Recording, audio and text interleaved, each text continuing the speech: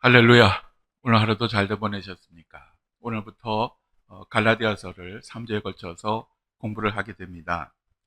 이 갈라디아라고 하는 곳은 현재의 튀르키예 중부 지역에 있는 아나톨리아라고 하는 그런 고지대 지역입니다. 제가 예전에 성지순례를 갔을 때에 이 터키 지역도 갔는데요. 워낙 땅이 넓어서 그냥 기억나는 걸 뭘 봤다는 것보다는 지겹게 버스를 탔다라고 하는 것밖에 기억나지 않고, 밤빌리아 교회 같은 경우에는 갔더니 어두워져서 들어가지도 못하고 그냥 겉모습만 보고 돌아온 적이 있습니다. 이 넓은 지역에 이 갈라디아라고 하는 그런 지역이 있었습니다. 이 갈라디아라고 하는 이 이름의 뜻은 저처럼 희다라고 하는 그러한 그 의미로서 유럽 민족인 골 족속이 거주했던 그러한 지역입니다. BC 25년에 로마의 식민지가 되면서 갈라디아 주가 되었습니다. 이 주라고 하면 우리의 그 경기도, 강원도, 충청도처럼 도야에 해당이 되는 그런 행정구역을 가리키는 것입니다. 여러분 지도에서 보시는 것처럼 이 갈라디아 지방에는 안디옥, 이고니온, 루스드라, 더베와 같은 그러한 성읍들이 있었습니다. 그래서 우리가 일반적으로 갈라디아 교회 하면 하나의 교회를 가리키는 것이 아니라 이 갈라디아 주에 있는 여러 교회들을 가리키는 것입니다. 아마도 저희가 중부연회가 인천 중심으로 돼 있는데 아마 이런 그 연회 개념이라고 생각하시면 훨씬 더 이해하기가 쉬울 것 같습니다. 이 갈라디아 지역은 사도 바울이 제1차와 2차 전도 여행 때에 복음을 전했던 그러한 곳이고, 나중에 로마에서 순교하기 전에 한 번 더 방문해서 복음을 전했던 그러한 곳입니다. 이 갈라디아서는 로마서의 축소판이라고도 하는데 6장의 짧은 서신이지만 로마서와 함께 구원론의 교리를 아주 잘 담고 있는 그러한 서신입니다. 이 갈라디아서는 기독교 자유의 대헌장 또는 그리스도인의 자유에 대한 선언서라고 그렇게 부릅니다. 왜냐하면 갈라디아서는 우리가 예수 그리스도 안에서 얻게 되는 참된 자유를 이야기하고 있기 때문입니다. 지난주에 여러분에게 나눠드린 그림 교재를 보시면 먼저 요약본을 보시겠습니다. 갈라디아 전체의 주제가 뭐죠? 갈라디아서의 전체의 주제는 그리스도 안에서의 자유가 바로 그 주제입니다. 자, 그러면 요점의 내용을 우리 함께 읽겠습니다. 갈라디아서는 선명한 대조가 두드러지는 책으로 히브리 교훈의 정수를 보여줍니다. 바울은 그리스도와 교회를 사랑하는 마음과 거짓된 가르침에 대한 분노 사이에서 갈등합니다. 그 외에도 여러 대조가 있습니다. 옛 이스라엘 대 새로운 이스라엘, 옛 율법 대 새 율법, 옛 종의 상태 대 그리스도의 종, 행위 대 믿음, 율법의 종노릇, 육체의 행위 대 성령 안의 삶, 성령의 열매 등입니다. 바울은 죄와 죽은 전통적 종교에 대한 혐오가 그를 쓰디쓰게 만들거나 판단적으로 변하게 하지 않았습니다. 그는 자제력과 인내 등 그가 전한 성령의 열매를 스스로 실천했습니다. 오늘날 우리의 문제들은 죄를 미워하면서도 죄인을 사랑하지 못하는 것, 가르침을 고수하면서도 거짓된 사상들을 받아들이는 것, 그리고 우리의 삶에서 육체가 아닌 성령을 따르지 못하는 것입니다. 바울은 이러한 문제들을 인식하고 갈라디아서에서 우리에게 본을 보여줍니다. 자, 이러한 내용을 염두에 두고 갈라디아서를 읽으면 이게 그것이구나 라고 내용을 훨씬 더 쉽게 이해하실 수 있게 될 것입니다. 자, 나눠드린 그 요점에 보시면 이 갈라디아서는 크게 세 부분으로 나눠집니다. 첫째는 갈라디아서 1장부터 2장까지인데 여기에서는 교리의 중요성에 대해서 이야기를 합니다. 즉 우리가 교리를 알아야 되는 이유에 대해서 이야기를 합니다. 사도 바울은 마음이 얼마나 급했는지 인사와 기도를 한 후에 바로 내용으로 들어갑니다. 두 번째 부분은 갈라디아서 3장부터 4장까지인데 이 부분은 교리의 내용으로서 우리가 무엇을 믿느냐에 관한 그러한 이야기를 하고 있습니다. 그리고 마지막 부분은 갈라디아서 5장과 6장인데 이 부분은 교리의 결과, 즉 어떻게 살 것인가에 관한 그러한 내용입니다. 그러면 이제 구체적으로 그 내용을 살펴보겠습니다. 나눠드린 그림을 참고하시기를 바랍니다. 갈라디아서 1장부터 2장까지의 소주제는 교리의 중요성입니다. 갈라디아서는 인사는 아주 간단하게, 아주 짧게 끝내고 바로 교리에 대해서 이야기를 하고 있습니다. 그만큼 사도 바울의 마음이 급했음을 의미하는 것입니다. 우리가 교리에 대해서 바로 알아야 어떠한 상황 가운데서도 우리들의 믿음이 흔들리지 않을 수가 있고 이단에 넘어가지 않을 수가 있습니다. 신앙생활을 열심히 하고 기도도 열심히 하고 성경 공부도 열심히 하던 사람이 어느 날 이단으로 넘어가는 이유는 교리를 제대로 알지 못하기 때문입니다. 갈라디아 교회 교인들이 그랬습니다. 그들은 짧은 시간이었지만 사도 바울이 전한 복음을 받아들이고 예수님을 영접했습니다. 그런데 그들은 교리에 대한 충분한 교육을 받을 시간이 없었습니다.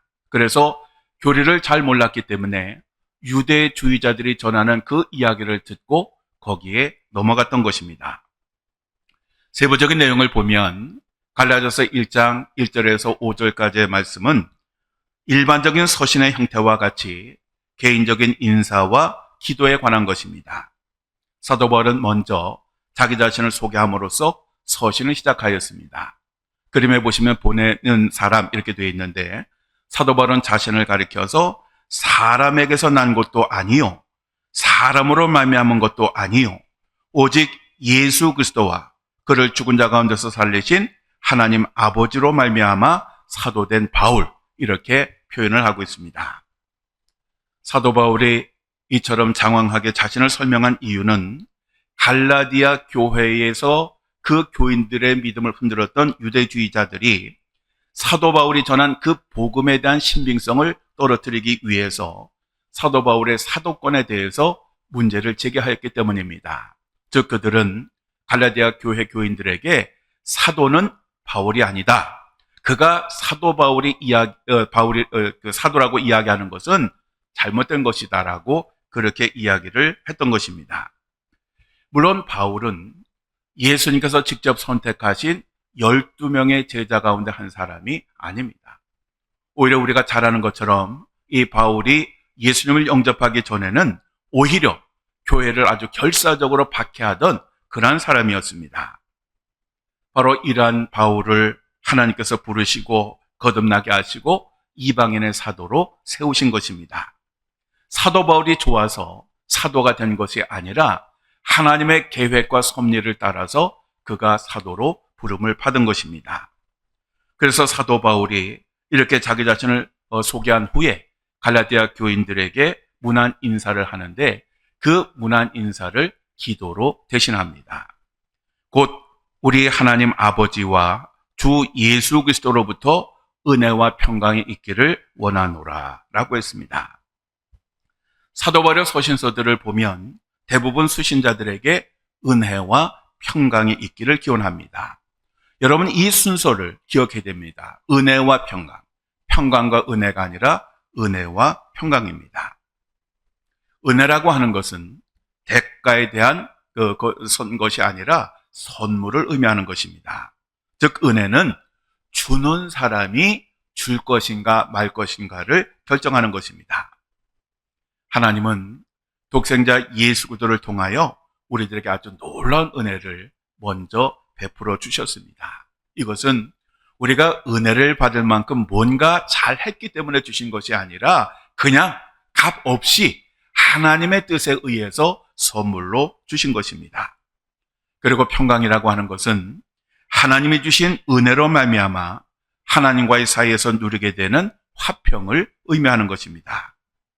평강이라고 하는 헬라어 단어는 그 사람들 사이의 관계나 태도를 가리키는 단어가 아니라 평화의 때, 평화의 상태를 가리키는 것입니다.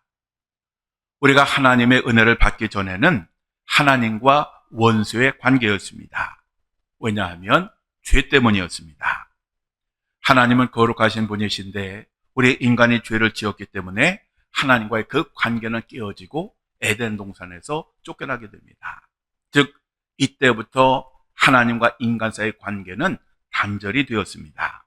그런데 로마서 5장 10절에 곧 우리가 원수 되었을 때에 그의 아들의 죽으심으로 말미암아 하나님과 화목하게 되었은즉 화목하게 된 자로서는 더욱 그의 살아나심으로 말미암아 구원을 받을 것이니라 라고 말씀하고 있습니다. 즉 하나님과 우리가 원수 되었을 때에 하나님께서 독생자 예수 그리스도를 십자가에서 죽게 하시고 그 죽음으로써 우리들의 죄를 씻어주심으로써 하나님과의 깨어진 관계가 회복되어지고 그리고 하나님과 화목하게 된 것입니다.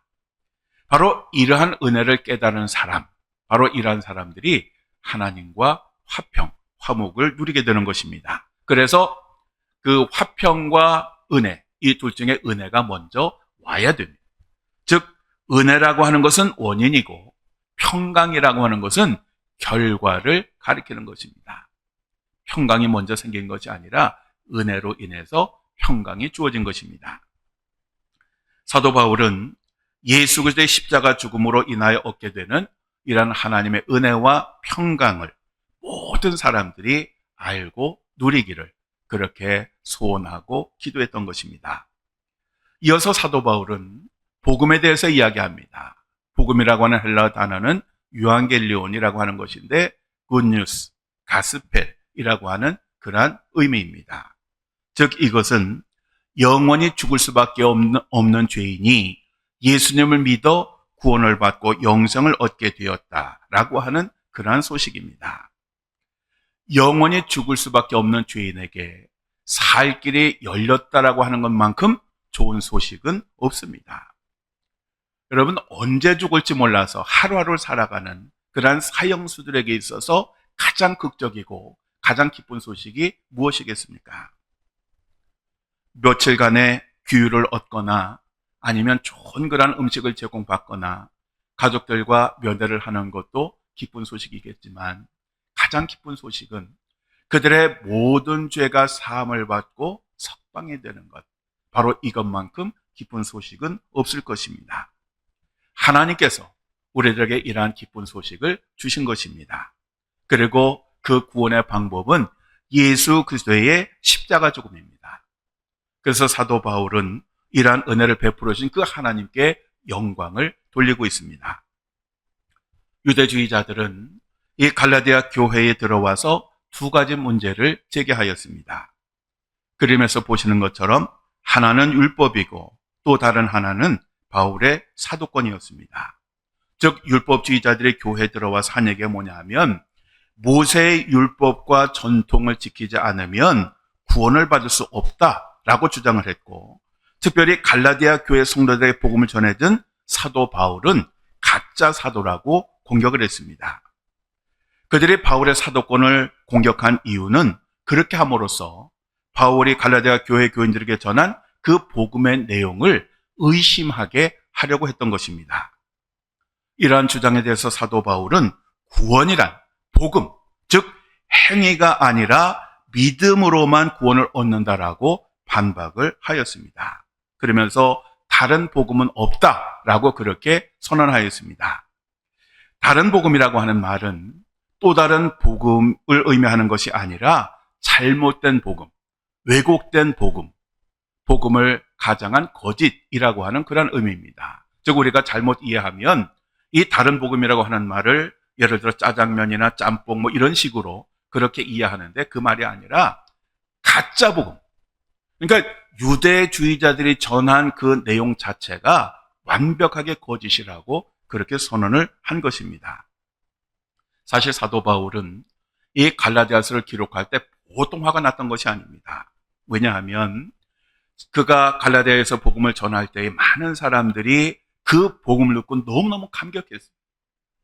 하나님께서 자기들을 사랑하시는 것, 또 그리고 자기 자신들을 위해서 행하신 그 일들을 듣고 너무너무 기뻐했어요. 그래서 그 복음을 받아들이고 예수님을 믿는 기독교인이 되었습니다. 그런데 율법주의자들이 들어와서 야, 너희들이 들은 그 복음은 가짜야. 우리가 구원을 받으려면 어떻게 믿는 것만 갖고 되겠어.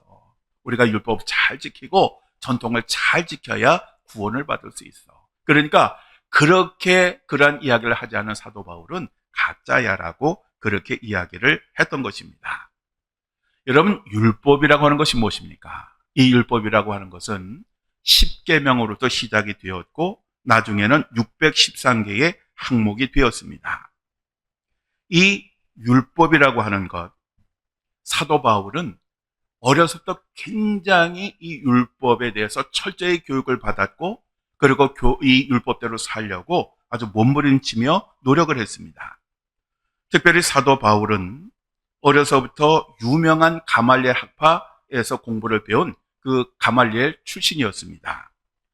당시 이 랍비였던 가말리엘 학파는 아주 사람들로부터 인정을 받고 존경을 받는 그러한 곳이었습니다. 그래서 이 가말리엘에게서 율법을 배웠다라고 하면 사람들은 다 인정을 해주는 그러한 것이었습니다. 그러니까 사도 바울이 이 가말리엘 학파의 출신이었다라고 하는 것은 그만큼 율법에 대해서 아주 잘 알고 정통한 사람이다라고 하는 그러한 의미입니다. 그래서 사도 바울은 이러한 철저하게 율법을 교육받았고 하여간 말씀대로 살려고 얼마나 애를 쓰고 노력했는지 모릅니다. 사도 바울이 왜 그렇게 열정적으로 교회와 성도를 쫓아다니며 박해를 했느냐? 바로 그것은 율법에 충실하기 위함이었습니다.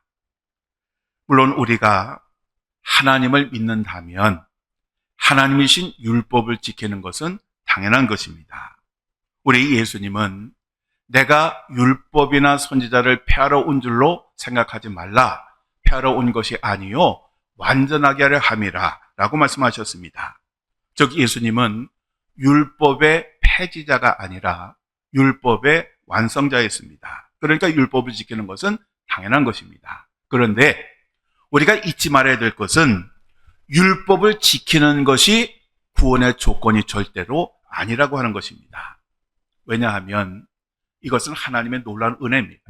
만약에 율법을 완벽하게 지킴으로써 하나님께서 우리들에게 구원을 베푸신다고 하면 이 세상에 그 율법을 완벽하게 지켜서 구원을 받은 사람이 한 사람도 없기 때문에 그렇습니다.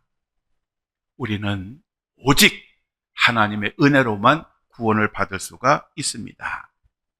예수 그리스도의 십자가 죽음과 그 은혜를 통하여 우리들에게 구원의 길이 활짝 열리게 된 것입니다.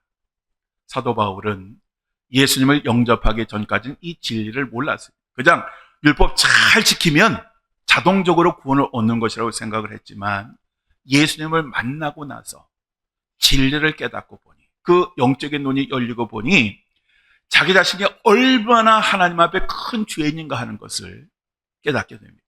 그래서 나중에 사도 바울은 자기 자신을 가리켜서 죄인 중에 괴수다라고 그렇게 표현을 했어요.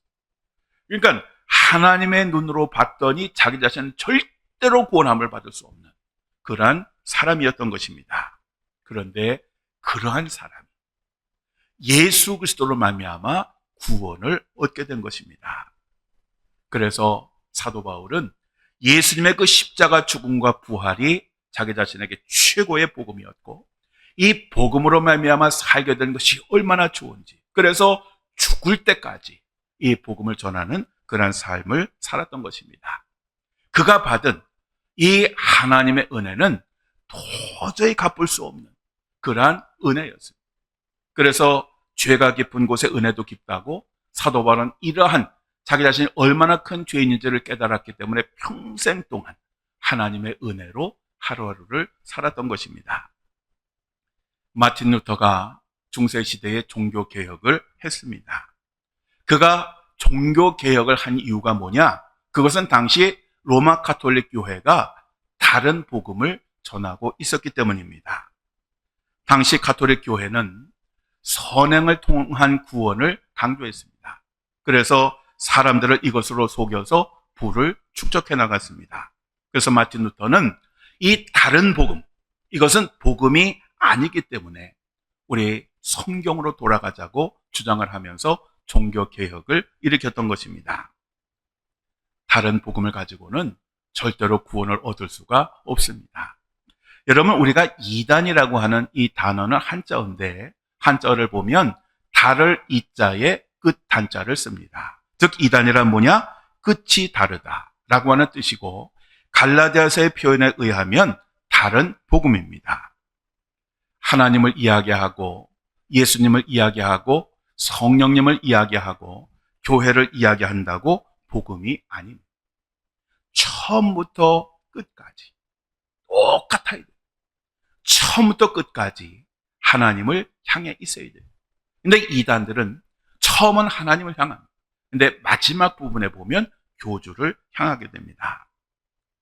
복음이라고 하는 것이 무엇인지를 보여주는 가장 좋은 성경 구절이 요한복음 3장 16절입니다. 하나님이 세상을 이처럼 사랑하사 독생자를 주셨으니 이는 그를 믿는 자마다 멸망하지 않고 영생을 얻게 하려 하심이라. 자, 구원의 조건이 무엇입니까? 그를 믿는 자마다.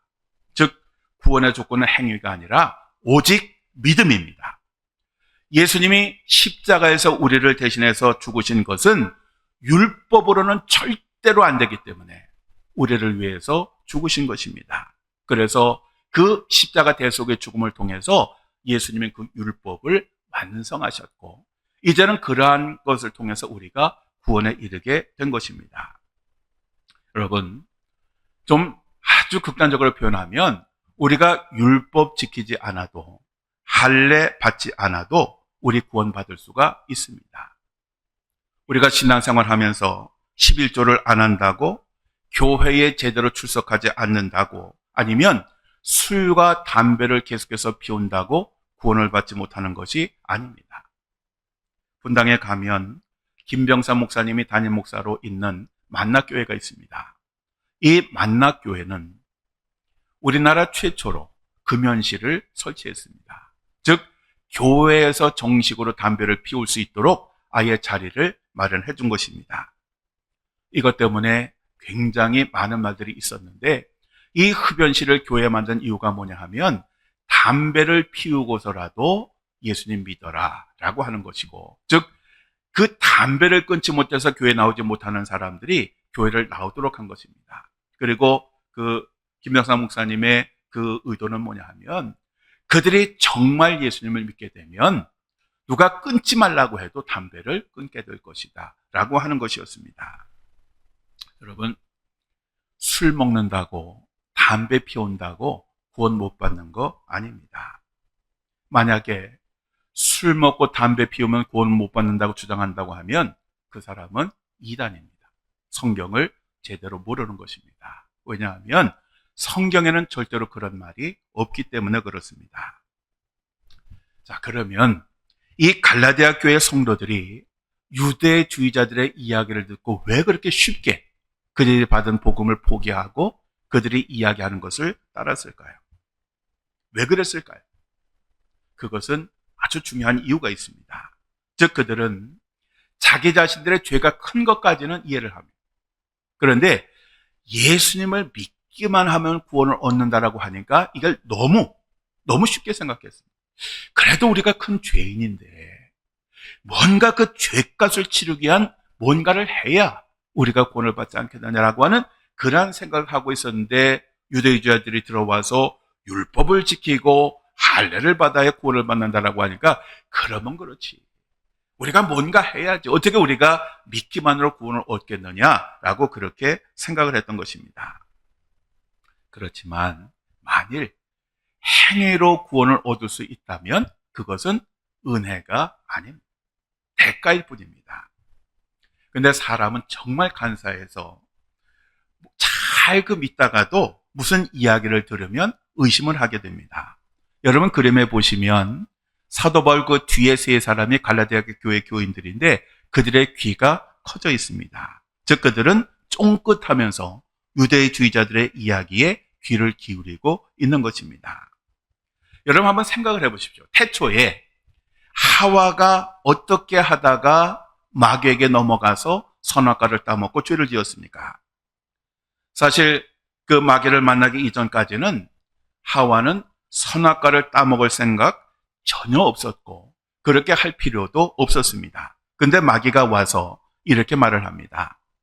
하나님이 참으로 너에게 동산 모든 나무의 열매를 먹지 말라 하시더냐.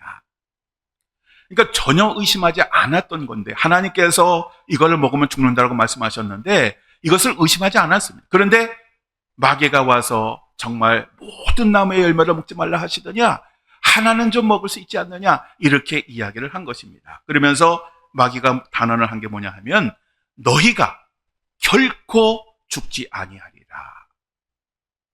자, 이것에 대한 의심이 전혀 없었는데 마귀에게 이 이야기를 듣고 이제 보니까 생각이 달라진 거예요.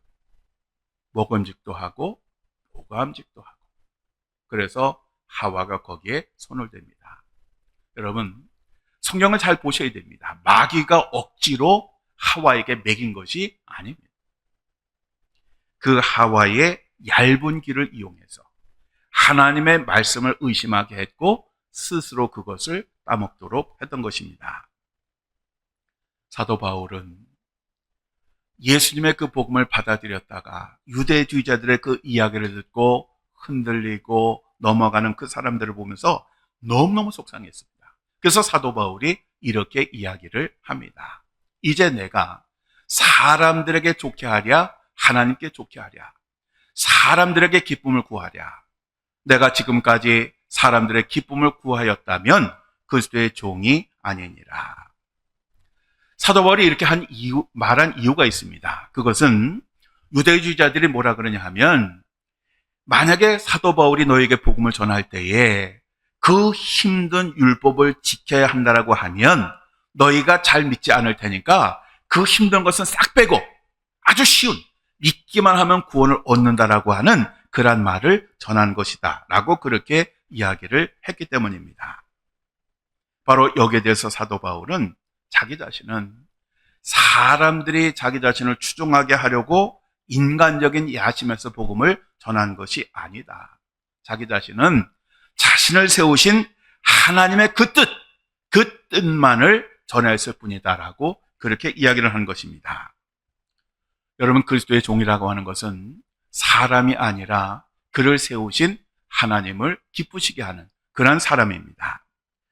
자신의 유익이 아니라 하나님 뜻을 이루어가는 사람이 하나님의 종입니다.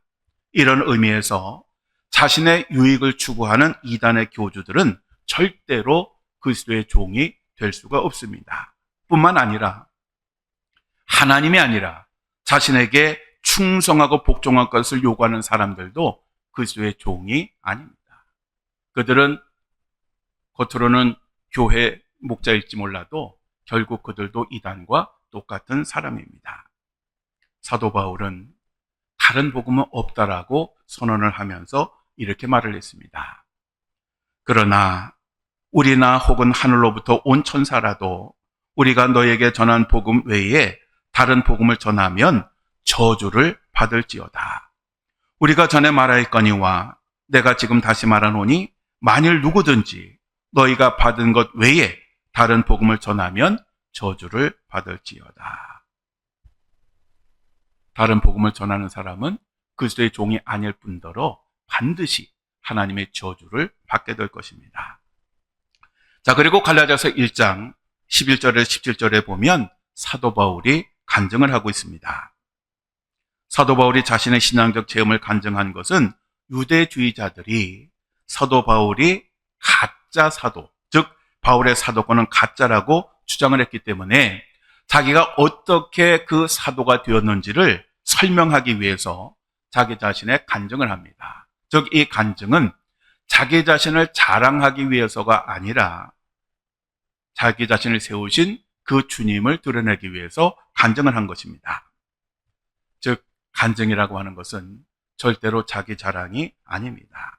그런데 가만히 보면 처음에는 정말 은혜를 받고 순수한 마음으로 간증을 하던 사람들도 이곳저곳에서 초청을 받아서 간증을 하다 보면 그 간증이 변하기 시작합니다. 처음에는 그 간증이 자기 자신을 구원해 주신 하나님을 향해 있었지만 어느덧 시간이 지나면서 하나님의 영광이 아니라 자기 자신을 자랑하고 자기 자신을 드러내는데 초점을 맞추고 있습니다. 그래서 간증을 하는 사람들은 정말 조심해야 됩니다. 간증은 정말 필요한 것입니다. 우리들의 신앙을 나누는 만큼 중요한 것이 없습니다. 그렇지만 그 간증이 나를 드러내고 나를 자랑하는 것으로 초점이 맞춰진다고 하면 안 하는 것이 훨씬 더 좋습니다. 어쨌든 사도 바울은 하나님께서 자기 자신을 직접 부르셔서 복음을 전하는 사도가 되었음을 간증을 합니다. 여러분 그림에서 보신 대로 아주 잘 나옵니다. 즉 자기 자신이 예수님을 믿기 전에는 교회를 박해하고 율법을 지키는 것을 생명같이 여겼으며 다메섹에 있는 기독교인들을 체포하기 위해 가다가 길에서 예수님을 만나서 회심을 하게 되었고 성령의 인도하심 가운데 아라비아 광야로 가서 3년 동안 기도하며 지냈고 그런 후에 다시 다메섹으로 왔다라고 하였습니다. 사도 바울이 이렇게 자신의 사도권을 설명하면서 자기 자신이 전한 이 복음이라고 하는 것은 학문이나 아니면 전통에서 배운 것이 아니라 오직 예수 그리스도께서 주신 그 계시로 말미암은 것이다 라고 분명하게 이야기를 합니다. 이 계시라고 하는 것은 하나님께서 자신을 우리들에게 알려주시는 것으로서 하나님의 계시란 특별한 사람에게만 주시는 것이 아니라 누구에게나 주시는 것입니다. 그런데 어떤 사람들은 자기 자신만이 특별한 하나님의 계시를 받는 것처럼 이야기하고 있는데 이러한 사람들은 모두 가짜요 이단입니다.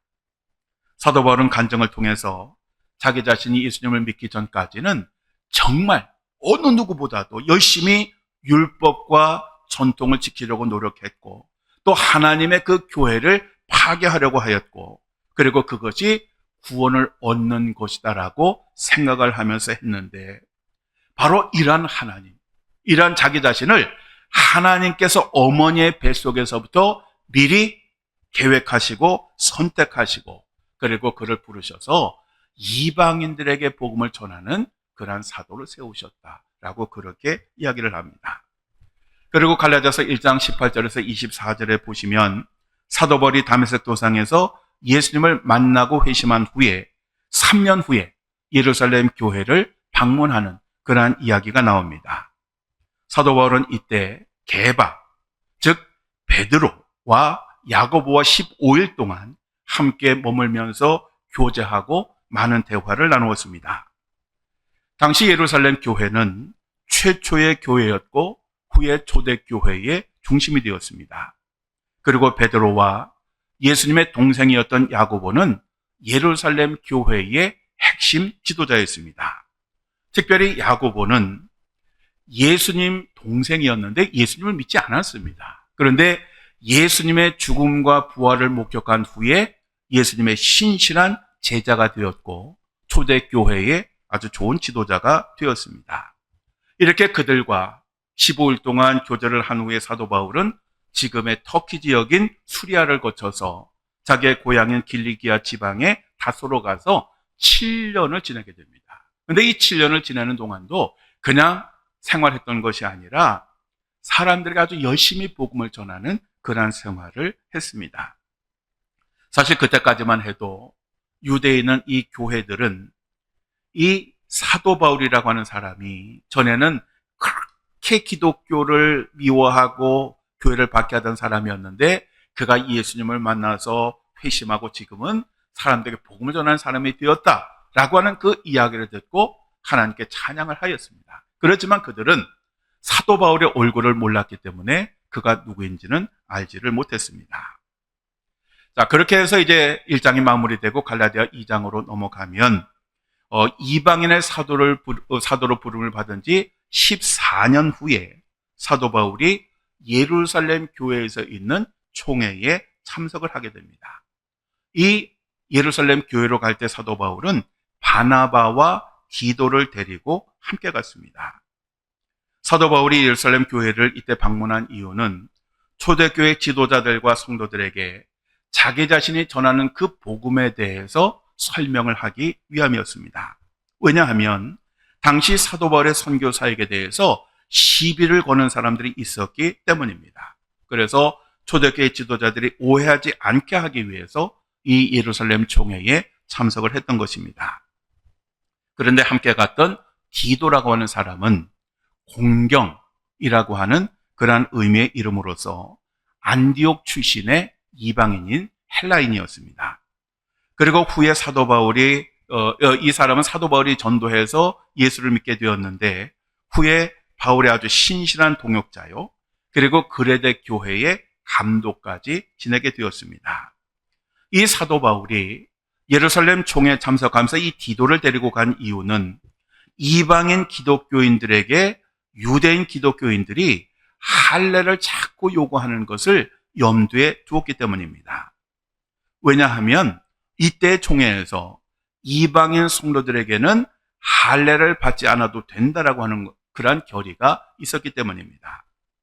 그런데 이 예루살렘 교회에 도착한 사도 바울은 디도는 그냥 남겨두고 안으로 들어갑니다. 그림 교재에서 보시면 그 건물 밖에 서 있는 사람이 바로 디도입니다. 왜 사도 바울이 같이 간 디도를 밖에다 세워두었느냐? 그것은 디도가 이방인인 헬라인이고 할례를 받지 않았기 때문에 그렇습니다. 당시 예루살렘 교회의 교인들은 주로 유대인들이었습니다. 그리고 이들은 평생 동안 살아왔던 유대주의에서 벗어나지 못하고 있었습니다. 그래서 사도 바울은 이러한 그들의 입장을 존중해서 디도를 그 밖에 세워두고 들어갔던 것입니다. 사도 바울은 당시 예루살렘 교회 지도자들과 인사를 나누었습니다. 그리고 이때 총회에서 사도 바울이 정식으로 이방인의 사도로 인정을 받게 됩니다. 이때 초대교회 지도자들은 역할을 나누었습니다. 그래서 이 하나님께 특별히 이방인의 사도로 부름을 받은 이 바울은 이방인 선교를 전담하고 베드로와 나머지 제자들은 유대인 선교에 전념하기로 그렇게 결정을 했습니다. 물론 이제 성경에 보면 베드로가 하나님의 지시에 의해서 이방인에게 복음을 전하기는 합니다. 그러나 그의 주력 그러한 그 부분은 아니고 이방인 선교는 사도 바울이 전담을 하였습니다. 갈라디아서 2장 11절부터 14절에 보면 한 가지 심각한 사건이 나옵니다. 그렇게 예루살렘 총회가 끝나고 이제 초대교회 지도자였던 베드로가 이방인들의 교회였던 안디옥 교회를 방문을 합니다. 물론 이 안디옥 교회는 이방인들이 주를 이룬 그러한 교회였습니다. 그래서 그곳에서 그들과 교제도 하고 식사도 하고 대화를 하고 있는데 마침 그때에 예루살렘 교회에서 야고보가 보낸 그러한 교인들이 도착을 합니다. 근데 그 사람들은 주로 율법주의자들이었습니다. 그러자 이 사람들이 도착하자 베드로는 아주 본능적으로 자리를 피합니다. 즉 그는 보수주의적인 그러한 신자들과 충돌함으로써 문제거리를 만들고 싶지 않았기 때문입니다. 문제는 뭐냐 하면 그렇게 갑자기 교제하다가 마치 교제하지 않았던 것처럼 행동하는 이 베드로의 행동은 함께 있었던 이방인 성도들에게 아주 큰 그런 상처가 되었습니다. 그 전까지는 그리스도의 사랑을 이야기하고 복음을 이야기하고 하나님의 사랑도 이야기하고 잘 지냈는데 갑자기 유대주의자들이 왔다고 돌아서는 그 모습을 보고 그들은 아마 복음에 대해서 회의를 느꼈을지도 모릅니다. 뿐만 아니라 초대교회의 절대적인 지도자였던 그 베드로의 이러한 행동은 안디옥에 있는 다른 유대인 기독교인들에게도 아주 좋지 않은 그러한 영향을 미치게 됩니다. 이 모습을 보고 화가 난 사도 바울이 베드로에게 이렇게 책망을 합니다. 내가 유대인으로서 이방인을 따르고 유대인답게 살지 아니하면서 어찌하여 억지로 이방인을 유대인답게 살게 하려느냐. 이 말을 현대인의 성경은 이렇게 쉽게 번역을 합니다. 유대인인 당신이 이방인처럼 살면서 어떻게 이방인에게는 유대인답게 살라고 할 수 있습니까? 이방인 기독교인들에게 유대인답게 살라고 강요하는 것은 말도 안 된다라고 하는 그러한 말입니다. 그리고 15절에 이렇게 말을 합니다. 우리는 본래 유대인이요 이방 죄인이 아니로되.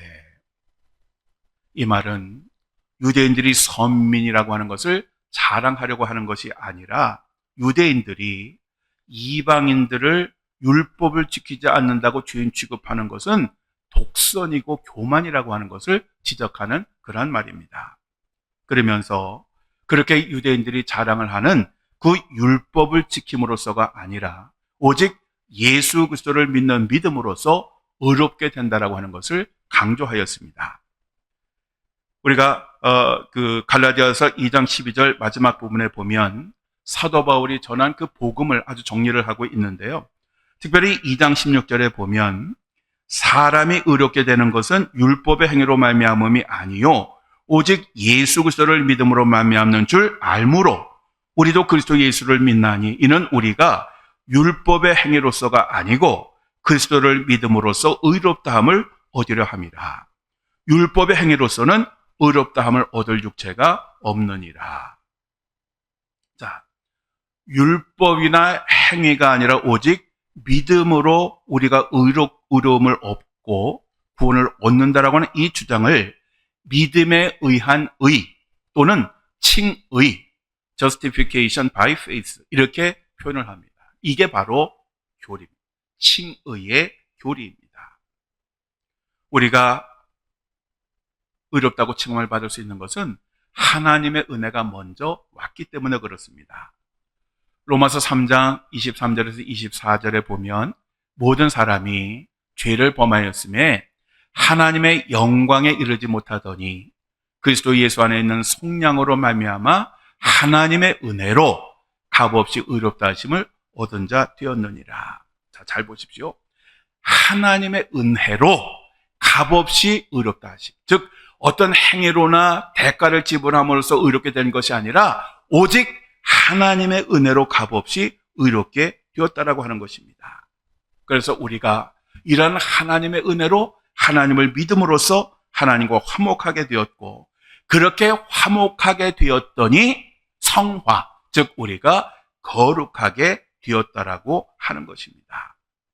율법, 즉 행함으로는 절대로 구원함을 얻을 수가 없습니다. 여러분 이 교리를 기억하십시오.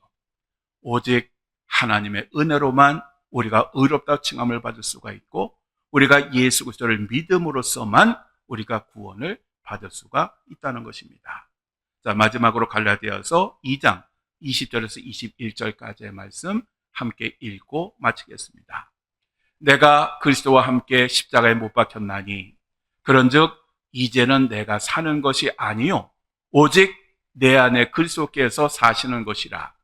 이제 내가 육체 가운데 사는 것은 나를 사랑하사 나를 위하여 자기 자신을 버리신 하나님의 아들을 믿는 믿음 안에서 사는 것이라. 내가 하나님의 은혜를 패하지 아니하노니 만일 의롭게 되는 것이 율법으로 말미암으면 그리스도께서 헛되이 죽으셨느니라. 아멘.